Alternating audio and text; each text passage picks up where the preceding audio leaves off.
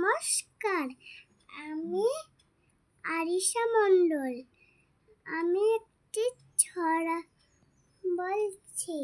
ছড়ার নাম সাদ, লিখেছেন সর্বতালী মণ্ডল।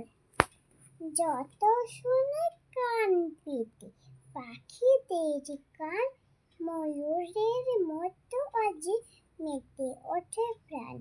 চোখ মেলে চেয়ে দেখি ফুলেদের শোভা, মন বলে তার মতো হই মনোলোভা। পাহাড়ের চোখ বেয়ে নামে জলধারা, নদী চলে এঁকে বেঁকে হয়ে দিশেহারা। টল টল করে জল, ঘন কালো মেঘ, বাঁধ ভেঙে নেমে আসে বাতাসের বেগ। ভাবি আমি হয়ে যাই পাহাড়ের মুখ, প্রসারিত করে দিয়ে সুবিশাল বুক।